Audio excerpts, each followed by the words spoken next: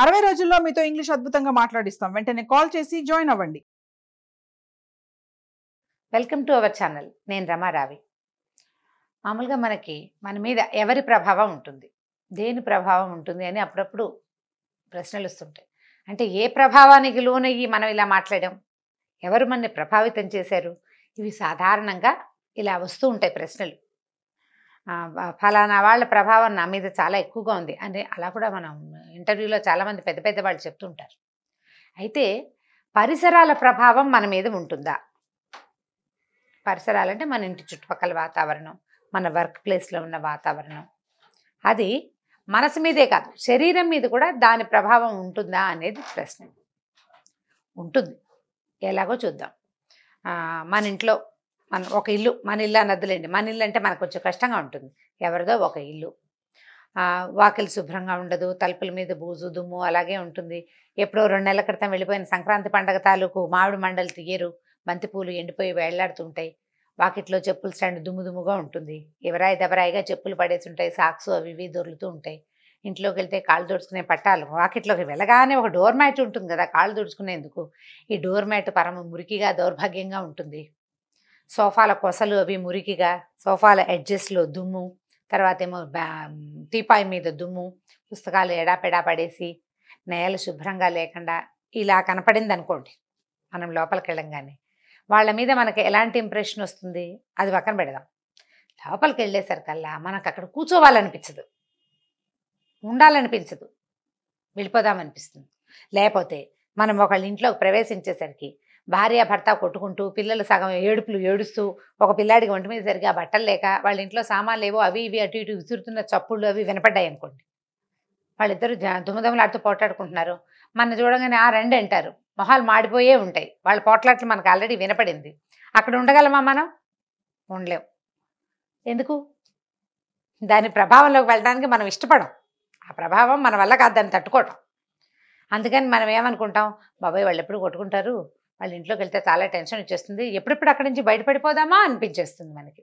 అదే ఒకటి శుభ్రమైన ఇల్లు, చక్కటి వాకిళ్ళు, ఇంట్లో అక్కడక్కడ ఆకుపచ్చటి మొక్కలు, ఇల్లు నీట్గా, పెద్ద ఖరీదైన వస్తువులు లేకపోయినా కూడా శుభ్రంగా, పేద ఇల్లు, సామాన్యమైన ఇల్లు, మామూలు మిడిల్ క్లాస్ ఫ్లాట్ అయినా కూడా ఇల్లు శుభ్రంగా ఉండటం, సామాన్లు ఎక్కడొక్కడ మరీ ఎవరైతే బాగా అందంగా సినిమాటిక్గా సర్దకపోయినా కొంచెం పొందిగ్గా ఉండటం. మనం ఇంట్లోకి వెళ్ళగానే వాళ్ళు నవ్వు మొహాలు పెట్టుకుని రండి చాన్నాళ్ళు అయింది వచ్చి, భలే నాన్నాళ్ళ తర్వాత వచ్చారే అని ముద్దుగా పిలిస్తే మనకు ప్రశాంతంగా ఉంటుంది. అంటే వాతావరణపు ప్రభావం మన మీద ఉన్నట్టే కదా, ఉన్నట్టే. ఇలాంటిది మన ఇళ్లల్లో ఉంటాయి. మన ఇల్లు ఎప్పుడు పని చేయాల్సి వస్తుంది. ఇల్లు శుభ్రంగా ఉంచుకోవాలంటే అదేం సులువు కాదు. ఇలా నోటితో మాటలు చెప్పినట్టు కాదు, నేను కూడా చేయలేను. నాయన ఈ పనంతా చేయటానికైనా నేను పుట్టాను దేవుడా అనిపిస్తుంటుంది మనకి. ఇందుకే నా పుట్టే నేను, ఇక నాకు వేరే పని లేదు, నా పుట్టకి అర్థం లేదా అనిపిస్తుంది, చిరాకు వస్తుంది ఇళ్ళు సర్దటానికి. పిల్లలు ఎవరైతే పారేస్తారు, మగవాళ్ళు ఎక్కడ సామాన్లు అక్కడ వదిలేస్తారు, పెద్దవాళ్ళు ఉంటే వాళ్ళ హాల్లోనే చెంబులు గ్లాసులు తప్పేళాలు పెట్టుకుని కూర్చుంటారు, పడ కుర్చీలు ఉంటాయి. ఇంట్లో సిగరెట్లు అవి తాగే అలవాటు ఉన్న పెద్ద మనుషులు ఉంటే ఇంటి నిండా అక్కడక్కడ యాస్ట్రేలు అవి ఉంటుంటాయి, సిగరెట్ బట్టలు కనిపిస్తాయి. చెప్పకండి దాని సౌందర్యం. ఇక ఇలా ఉంటే కష్టం. ఇప్పుడు మనమే సర్దుకోవాలంటే ఎప్పుడు పని చేస్తూ ఉండాలి. కానీ శుభ్రమైన ఇంటి వల్ల మనకి ప్రశాంతంగా ఉంటుంది. ఇది మళ్ళీ ఓసిడిగా పరిణమించకూడదు. ఇంటి వాతావరణం శుభ్రంగా ఉంటే మనసు ప్రశాంతంగా ఉంటుంది. కొంత అంతా అని చెప్పలేము, సమస్యలు ఉంటాయి. శరీరం మీద దాని ప్రభావం.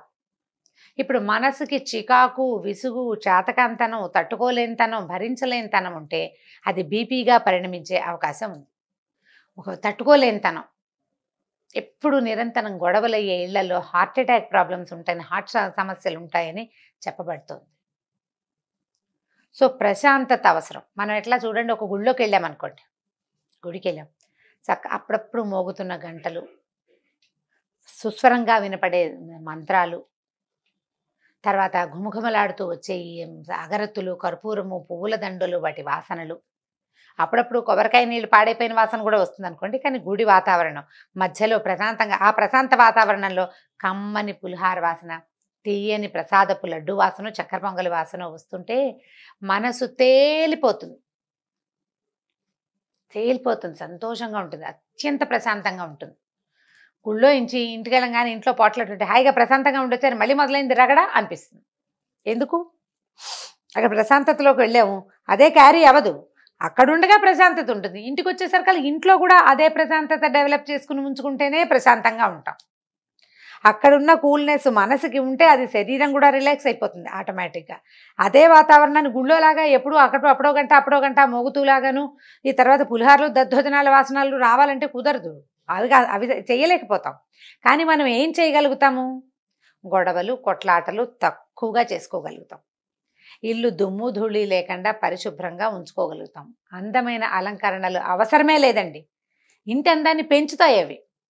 అందాన్ని పెంచుతాయి తప్ప సహజంగా ఇల్లు అందంగా ఉండాలంటే శుభ్రంగా ఉండటమే అందం. శుభ్రమే ప్రశాంతత. దుప్పట్లు నలిగిపోయి ఉండటం, పక్కల మీదవి దిండు కవర్లు మాసిపోయి ఉండటం, రాత్రి కప్పుకున్న దుప్పటి మడవకపోవటం, ఎక్కడ పడితే అక్కడ విప్పిన గుడ్డలు పడేసి ఉండటం, విప్పిన బట్టలు అసలు విజిబుల్గా ఉండకూడదండి నా లెక్క అయితే.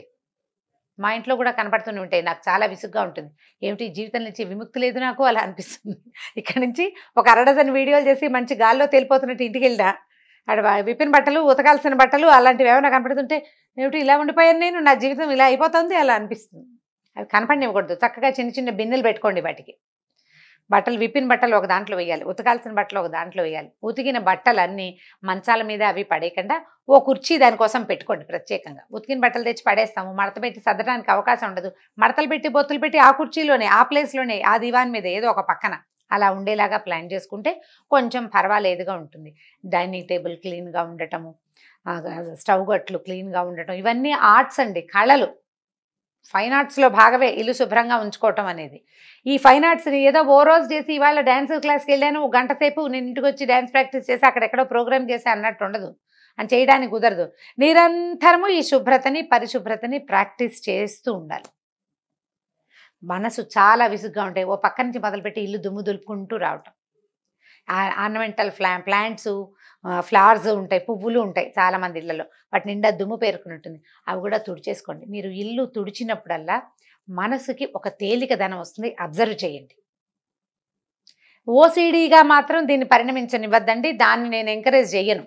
ఓసిడీ కాదు, రోజు దుమ్ములు దులుపుకుని ఇల్లు బాగా నీటుకుని పెట్టుకుని నీట్గా చక్కగా పెట్టేయలేకపోతే రోజు విడిచి రోజు చేయండి. లేదా మీరు ప్రతిరోజు ఆఫీసు పరిగెడతారు, పిల్లల్ని పంపించాలి, ఇల్లు అది శుభ్రాలు మా వల్ల కాదండి అంటే వారానికి ఒక రోజు కొన్ని గంటలు భర్త గారిని ఈ పిల్లల్ని హెల్ప్ కూడా తీసుకుని నువ్వు ఈ పాట సర్దు, నువ్వు ఈ పాట దులుపు, నేను ఇది దులుపుతాను లాంటి ఒక బార్టర్ సిస్టమ్. బార్టర్ సిస్టమ్ అనకూడదు, నువ్వు ఇది చేయి నేను అది చేస్తాను అంటాం కదా, అలాంటివి కూడా సాయంత్రం బయటికి తీసుకెళ్ళాలి, పొద్దునవి సర్దేసి సాయంకాలం బయటికి తీసుకెళ్తా. ఇలాంటి కొంచెం బ్రైబింగ్ కాస్త బేరాలు కూడా పెట్టుకుని ఎప్పటికప్పుడు మన ఇంటి వాతావరణాన్ని క్లీన్గా ఉంచుకోండి.